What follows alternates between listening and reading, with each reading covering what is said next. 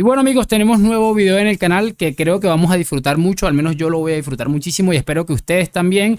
Para empezar les voy a preguntar algo. ¿Alguien sabe cómo pasó la noche Albert Lezán? Es que quedé sumamente preocupado después de ver lo que acabo de ver. Y bueno, definitivamente ya me van a entender por qué les estoy diciendo todo esto. Vamos a repasar varias cosas. Ya saben que en este canal pues nos atrevemos a hacer reacciones de otro tipo de contenido en el que bueno, básicamente se encuentran situaciones muy particulares. Vamos a ver algo sobre el Barça, un poco fuera del entorno España y cómo se le ve entre otras personas y realmente muchas cosas más que interesantes. Y lo de siempre, me van a acompañar hasta el final, lo descubrimos juntos.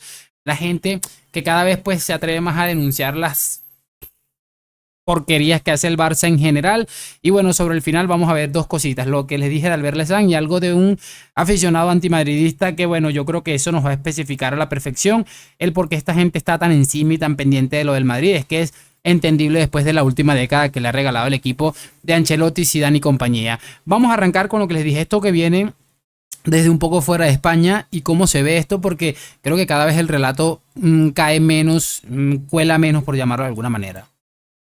Nadie le rendía pleitesía y que porque Franco fuera un dictador en España, eso no quiere decir que los demás equipos que estaban luchando por la Copa de Europa, como el Manchester United, la Fiorentina, iban a dar porque alguien, un dictador en España quería que el Real Madrid ganara la Copa de Europa. Ahora vamos a hablar en España.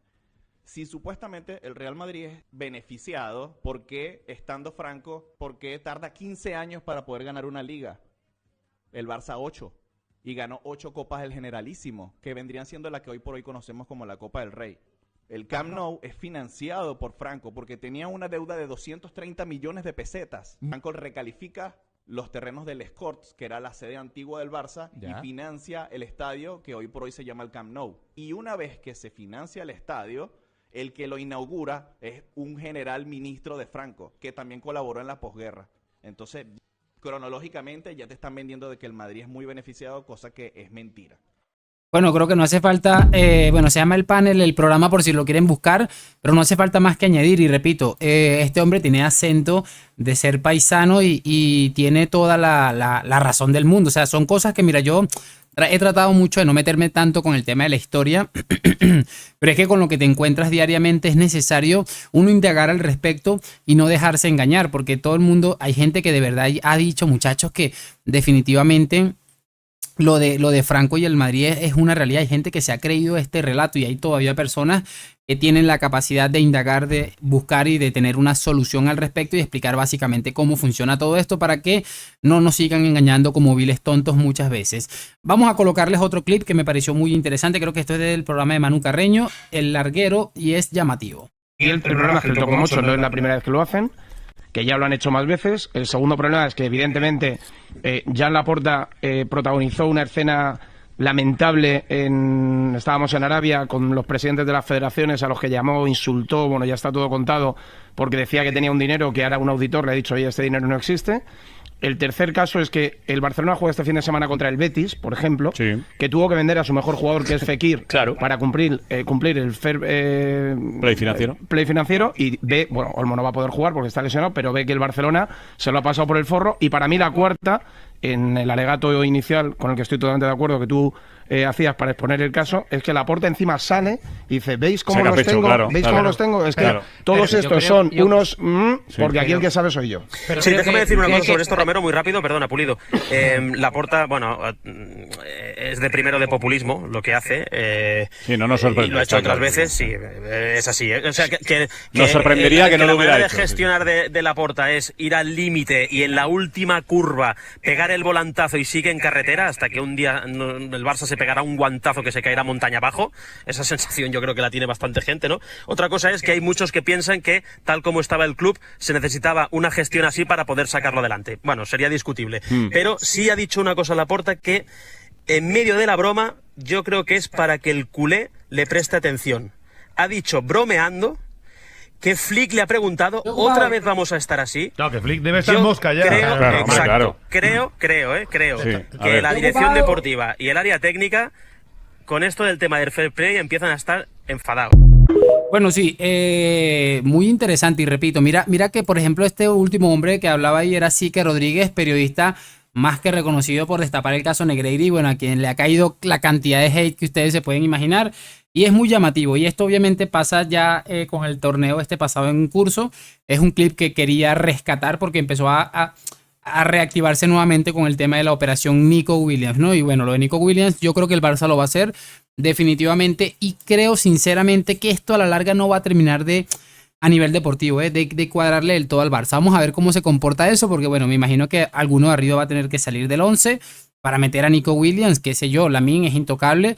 Vamos a ver entre Rafinha y Lewandowski a ver cómo se adapta la vuelta ahí, pero de verdad es bastante significativo, ¿no? Yo creo que lo de esta gente va a ser algo, otra vez una locura de estas de Laporta de reventar absolutamente cualquier tipo de normativa, y van a tener que ir al Papa a revivirlo si es necesario para que les ayuden a inscribir a Nico, pero para que lo tengan en cuenta. Y bueno, esto al final me gustó de que en algún momento en la curva no te va a dar para girar y el carro se va a volcar, y bueno, seguramente habrá gente para rescatarlo, pero aquí se va a disfrutar y a celebrar muchísimo. Este otro clip que también he querido rescatar es algo de lo que les decía. Es entendible que ellos estén como están si después, muchachos, si este es básicamente el resumen de sus últimos 10 años. 0-2 en el Bernabéu.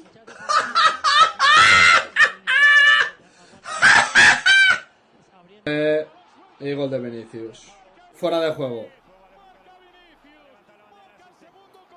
Venga, fuera de juego, tontitos. Pero espérate, Lucas Vázquez le pega gol. Qué suerte, tío.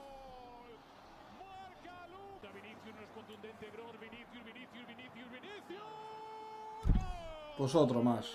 Otro gol más de Vinicius. Qué golazo. Qué golazo.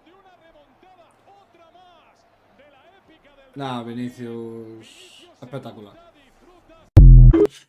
Ese ha sido básicamente, muchachos, su última década. Su última década ha estado llena de este tipo de altibajos. Y lo más llamativo de todo esto es que yo me pongo en la piel de esta gente y a veces es que los entiendo a la perfección, porque pónganse a pensar una cosa, se detienen a pensar y dicen, mire, es que llevan mucho tiempo mamando, y además unas mamadas bestiales, porque en un mismo partido como este en el que el Dortmund estaba allí ganando en el Bernabéu, y de repente va este Vinicius, se desata y le hace esta locura, y pues con esto encuentran el razonamiento del por qué el acoso al Real Madrid, y el por qué también, muchachos, encuentran el razonamiento del por qué odian tanto a Vinicius. Es que siempre lo he dicho una cosa, al árbol que da frutos es al que le van a tirar las piedras, y ese siempre para mí va a ser el perfecto ejemplo de Vinicius, que bueno, ojalá pueda encontrar otra vez esa estabilidad deportiva y emocional que seguramente le está faltando para seguir dando de mamar, porque es lo que sabe hacer, es una de las cosas que nos ha demostrado que es capaz de hacer, y yo por eso siempre he sido muy del 7 del Real Madrid, ¿no? Vamos a cerrar con lo que les dije de Albert Lezán, que una de las personas que yo siempre he dicho que necesita urgentemente un psiquiatra es este hombre, y ya es nivel preocupante. Se viene el pachucazo. Van a poner los mexicanos al Madrid en su sitio. Lo dije el otro día, no va a pasar la fase de grupos. Y se me reían en la cara. Recuerden esta frase. Se me han reído en la cara. El pachucazo se viene ya. Y el Madrid.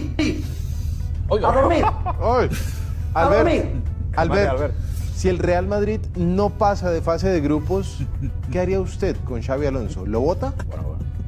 Por supuesto. ¿Qué locura estáis diciendo? Es que tendría que irse él mismo. Como tendría que hacer un Camacho. Camacho tuvo dignidad, vio el Real Madrid como estaba y dijo, yo me voy. Xabi Alonso está viendo la realidad, de lo que tiene, un equipo absolutamente destrozado. Y espérate que lo coja un equipo de verdad. A ver, chicos, ¿qué quieren que les diga? Es significativo. Estos son las claras señales de que este Real Madrid va a dar mucho de mamar. De verdad se los digo. Ahí están con el tema de que ya Xabi Alonso debería irse. Obviamente hubiera sido una catástrofe, aunque todavía puede pasar el Madrid quedarse en fase de grupos. Pero o sea, es de locos. Y curiosamente siempre hay algo, con esto voy a cerrar, siempre hay algo que a mí me ha llamado mucho la atención, y es cómo ellos miden a los entrenadores del Madrid en una cosa y a los del Barça en otra cosa. Por poner un ejemplo, lo de Xavi cayendo 2 años consecutivos en la fase de grupos de la Champions League. Ahí pues la cosa pintaba bastante diferente, ¿no?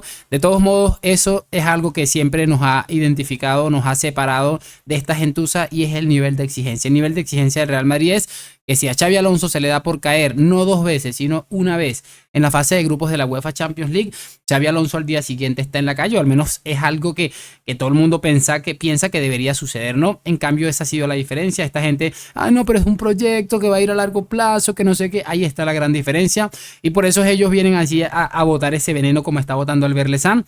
Que por cierto, espero que haya pasado una noche por lo menos digna y haya podido descansar después de que el Madrid le diera de mamar una y otra vez.